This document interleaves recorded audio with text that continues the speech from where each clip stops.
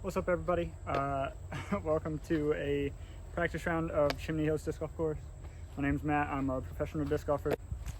This is just a preview for a A-Tier that's happening here, Sneeky Pete, in a couple weeks. And I just wanted to let people who haven't been able to get out and practice it, it's a new course, see what it's like, and give them some insight. But yeah, this is hole one. It's a 653-foot par 5. A lot of trees, pretty navigatable, but I like a forehand on the left side. I'm gonna go 2 off the first. I haven't warmed up at all, so here you go. Ooh. Barely off. See if the second one can't do any better.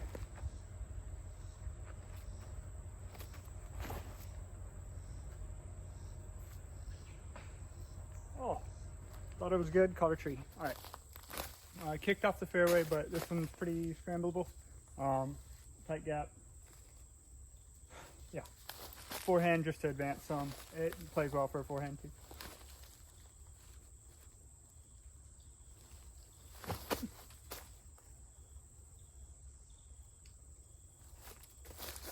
It's going to be on the right side, a little tricky, but it was a good shot.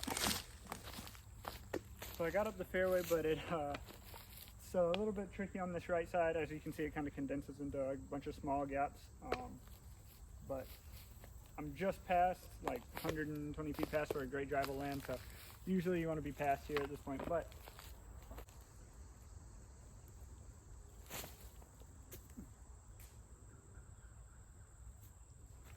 oh, all right, looking for birds. Got an edge of C1 birdie look.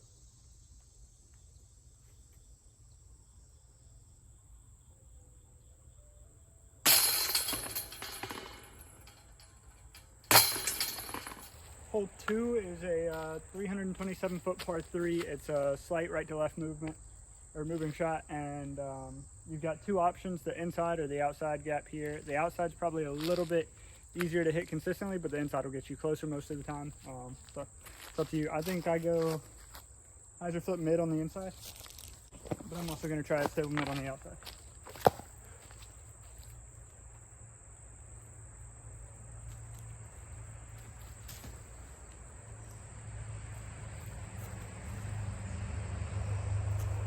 Yeah, it's a putt. Probably a little short.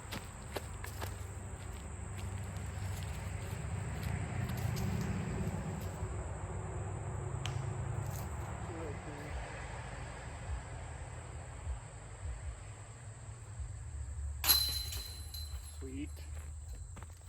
Hole 3 is a short but pretty tricky par 4. It's a little flex shot around this corner to the right of the Mando, as you can see. It's pretty easy to reach the backside though, so I like a mid or a slower fairway. I'm gonna try mid here. It's not my best shot angle wise, but goal is just to beat the corner and then fade a little bit if you can.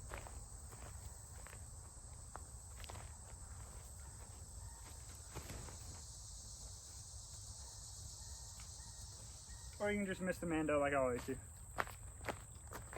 Try that one more time.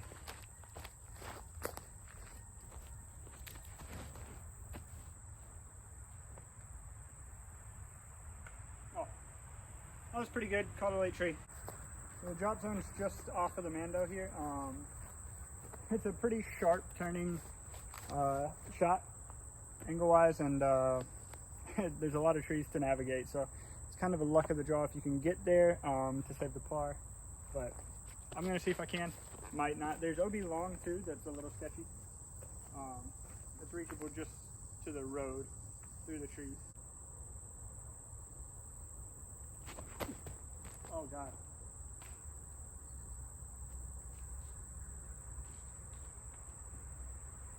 That was terrible. Found the rough again, but it's in a pretty scramblable shot, pretty close here, maybe like 150 out, so.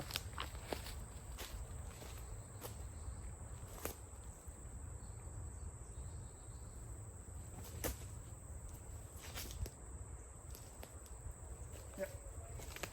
Good shot. Tap in for the boat.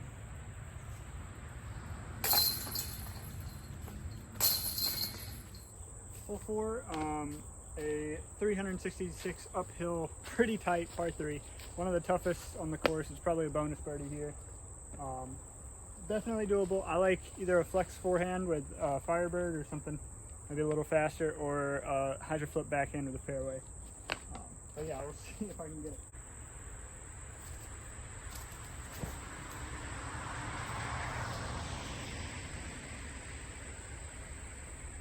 Well, kicked right back to C2, but a little bit overturned, a little too soft, but not a backhand.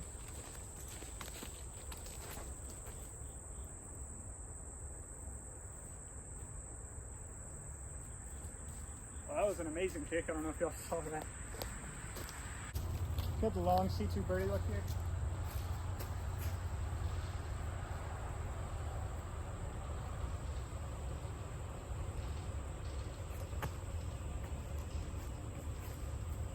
Just off. Still at 1 down after the par on 4. On the 5, we have a 505-foot par 4. Another shorter one, but as you can see, it's pretty tight. You're not trying to bite off a whole lot. You're just trying to hit the gap on the first shot. It's a right breaking shot, so I'm going forehand with either a Firebird or a mid, straight down the gut.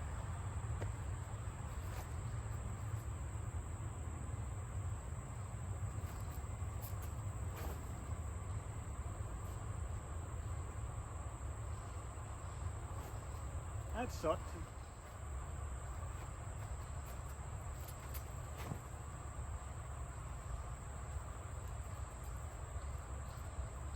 That's so technical though. Well, I caught a tree and kicked left. There is OB just a bit farther left than me, so be careful over that if you're going backhand especially. But now I gotta scramble, figure it out. Try and lay down a roller, brakes hard left, late.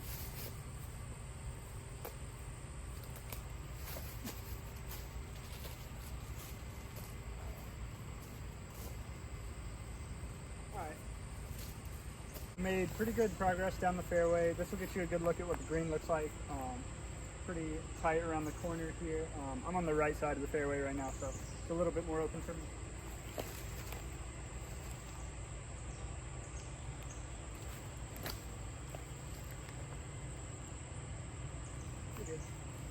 All right, another par on 5 there on the hole 6. It's a 270-foot par 3. It's a little left to right breaking shot over this hill.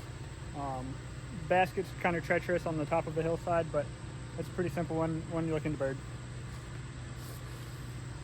Backhand or forehand works. I think I'm gonna go forehand right now.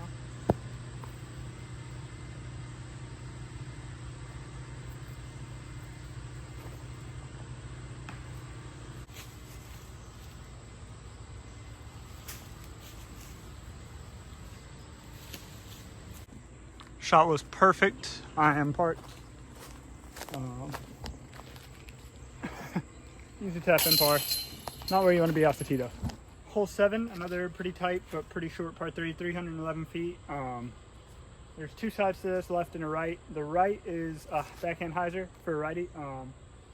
It pushes the right side, which is OB, down to a creek, so it's a little bit scarier, but kind of open. And then the left side's a little bit tighter initially, but if you hit the line, you're going to be wide open going to the basket. So that's what I prefer. The safer route to me is that. I go a hyzer flip mid, but I'm going to go origin, back in.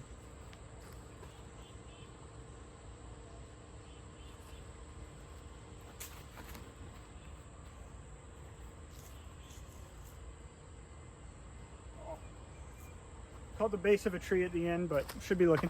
Another longer C2 look, but hopefully we can make it.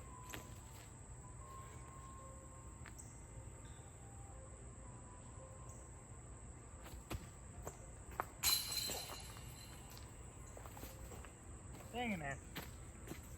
Still parring. On to hole 8, keep parring, still at 1 down. Pars are fine out here. You're gonna get your birdies. You just can't take the over par strokes. Then that's when the course can eat at you. But hole 8 is a 435-foot par 4. Kind of the signature hole. You get the chimney at the top. The kind of hook around on the left side. I like a backhand. It's like a mid placement shot, like 350 feet, maybe 330 feet. You can push the back wall too much if you're not careful here. But you're just trying to get something on hyzer and let it finish.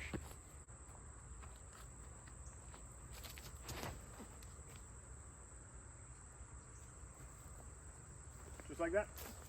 This is a perfect landing spot here. I have just a hyzer up into the green. It's about 40-50 feet past the chimney up to the left. Pretty simple. See if I can do it.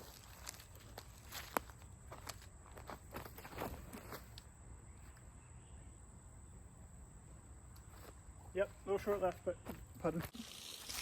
Oh shit! Well, watch out for snakes around the chimney area. I just saw one right there, but I actually went about 10 feet deep, so should be a tapping bird. All right, I'm gonna be completely honest. This hole is a little ridiculous. It is a 350-foot hyzer forehand, but it's pretty much unreachable. I'm not a big fan of this one. I don't know if it's in its final layout for the tournament yet. It's a couple weeks ahead of it, so. But I'm gonna try and push it with a driver forehand, see if we can get it.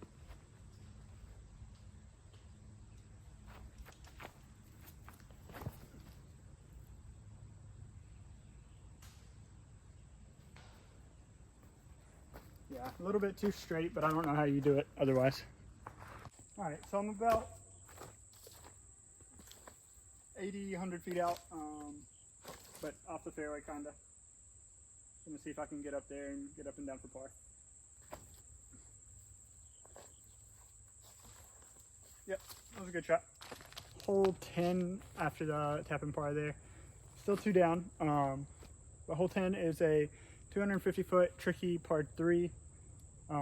There's a tree that you probably can't see just on the back side of the one straight ahead that kind of blocks hyzer backhand. So to me, it's a turnover forehand, but you're pushing towards a cliff side, so it's pretty sketchy if you get a 2-turn, and the gap's pretty tight. Also, the basket is on a massive rock and it's a little elevated, and so you can have a bunch of death putts, but it's also a good opportunity for birdie.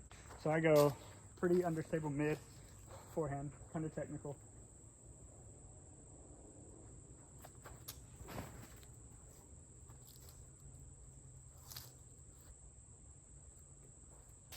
That might be off the cliff, but if not, that's about as perfect as I can execute it.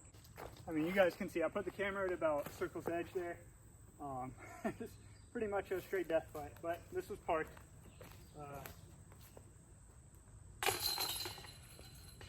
I'll take that every time. All right, after parking 10, I'm 3 down, I think, on the round. But onto 11, it's a pretty tight downhill shot. One of the coolest ones. It's par 5, definitely eagleable. It's a little soft, I think, on the distance, but it's all about the first shot here. You're trying to place it just into a mouth of a tunnel down there to advance about another 250 feet down to the left, or down up to the right. You can go hyzer mid. You can go bigger. It's really not going to help you a ton. You can still get the eagle with the mid, but you just got to hit the gap.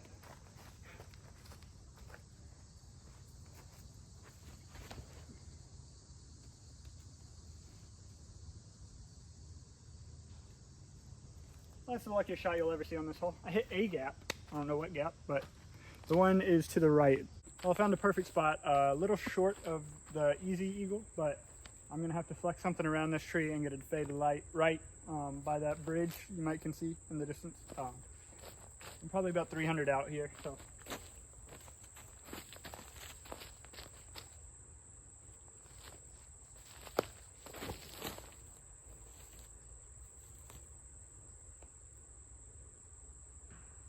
I think I'm parked. That was sick.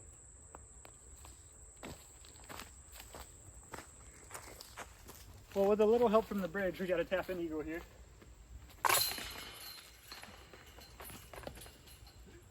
Oh, that brings us down to, I think 4 or 5 down, or 5 or 6 down, I mean.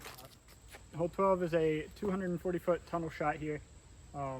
OB just in front of it with a ravine, so if you're going for the basket, you either want to park it or push a little bit long, or you can even land a little short and make like a 35-footer. It's not bad, but just don't go in the ravine. And even if you do, you can kind of par it. But I like the hyzer flip putter.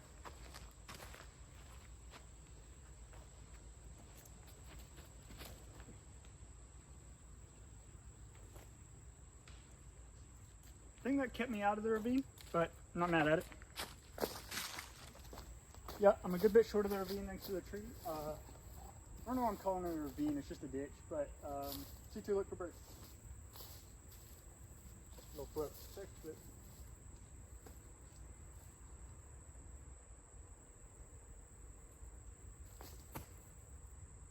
Gosh, can't get one to drop. Hole 13 here is one of the better holes on the course. It's a 462 foot par 4. Pretty short, but pretty tight again. I like a hyzer flip fairway.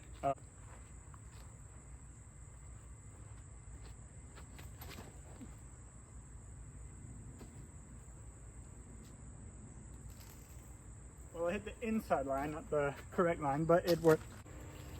A little off the fairway here, but I have this little tiny gap that I'm gonna try and cut through real fast. I'm only like 150 out from the basket, so as long as you push for distance, you can pretty much get up and down.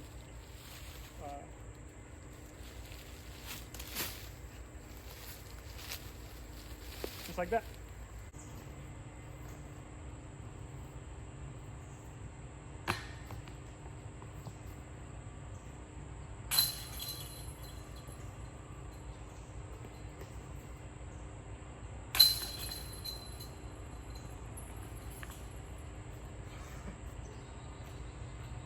Just gotta focus on this.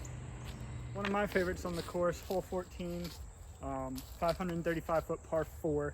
There's a couple lanes here. The left side is OB, so if you go on the left side, you're bringing that in. It's a little safer. Right side, there's a lot of trees, you can hit something, but I think that's the way to play it to get distance.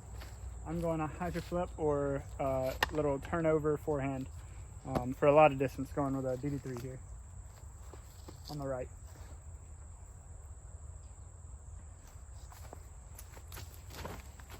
Oh, that was awful. Going a little bit more stable.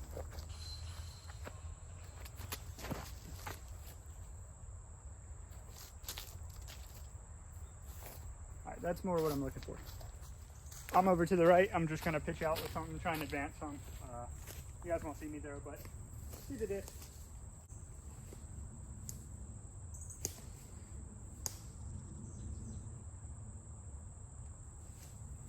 Pitched out to a, pitch forward to a little bit of a cutoff spot, but should be pretty simple to get up and down.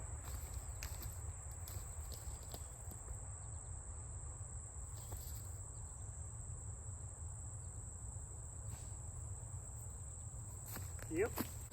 I just wanted to show you guys, this is where the second shot landed, so this is what a good drive will get you. Straight look at the basket, a little bit better than off the fairway.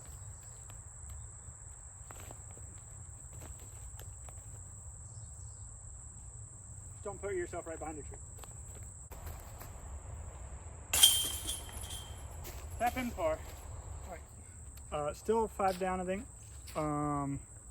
Yeah, still 5 down. Going into 15, 483 foot par 4. You can see the line just here. It goes just around the corner to the left and kind of breaks hard late. It is eagleable if you have the distance and the accuracy here. It's pretty tight. There is OB or hazard up on the right side. I don't know what they're going to call it this year. But you can reach that pretty easily with a kick or something if you do go aggressive. But really for me, I can scramble from the left side even if I fade too much. So I'm still going aggressive at it. Just something overstable.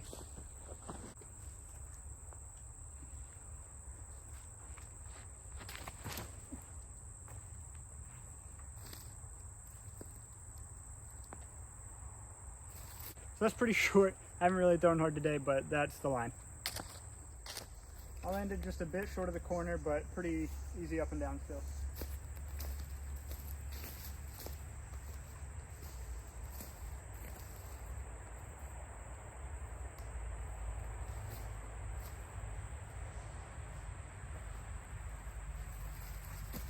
Six down after the tap and birdie on the last hole, down on to 16.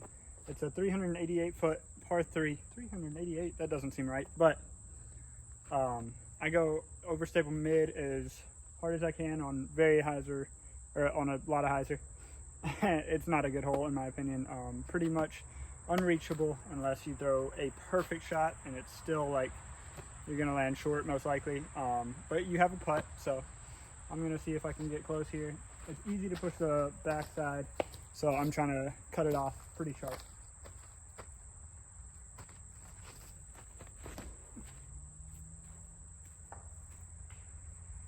That's the worst kick possible. I've never hit that tree. Didn't know there was a tree there, but I hit it.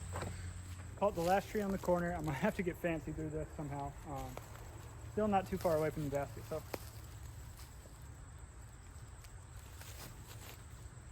Oh my God. Left or right of that, and it's under the basket. Well, try and throw it in for par now.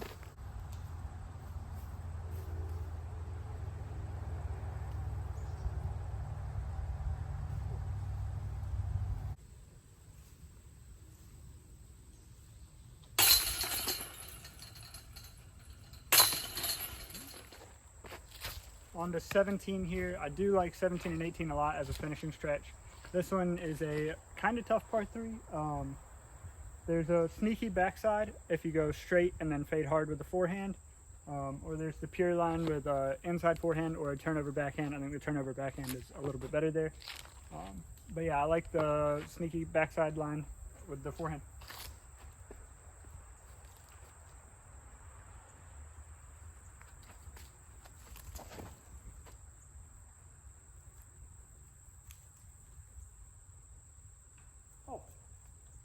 Caught something really late, but should be looking C2.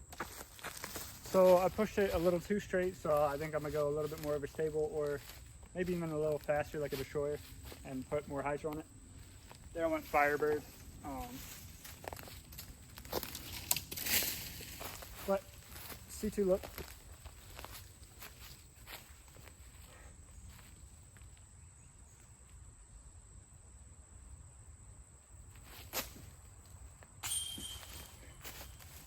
Oh man, so close, so many times. And finally we have hole 18, a 724 foot par 5. Placement shot off of this, you can either go turnover, backhand, mid, or fairway, or I like a driver forehand, trying to just place it into the middle. Yeah, I'm sitting at 5 down, I think, after the missed putt there and the bogey on 16. See if we can't get to 6, even maybe 7. This is eagleable. 7 is my best. That's the unofficial, or the official course record I shot in tournament. There's only been 2 tournaments, so it's pretty new. It rated 1047, so it's definitely a good round, but definitely can be better out here. Somebody will do better this week, or at Sneeky Pete probably. But yeah.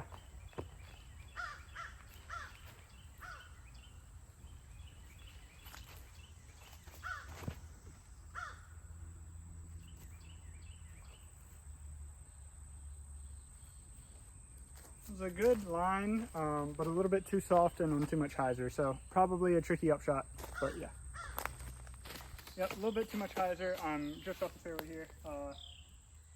Pretty easy if I can just keep it in the fairway and advance about 200 and some feet. I'm gonna go patent pending with a mid probably. Jesus. Raining bug spray. This is terrible. These mosquitoes are awful. Oh, that's the one I had to beat, but I was getting cut by some thorns. Well, I'm gonna try and go big now. Still saved the birdie.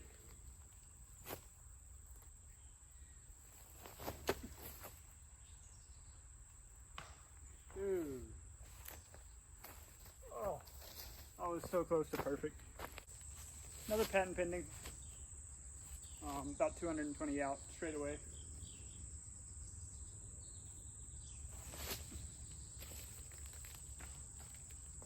Yep, it's inside circle. For the par save.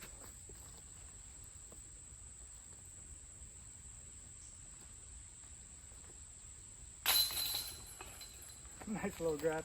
All right, that's it for the practice round. I shot 5 down, I think, but hopefully you guys enjoyed and can learn a little bit before the tournament.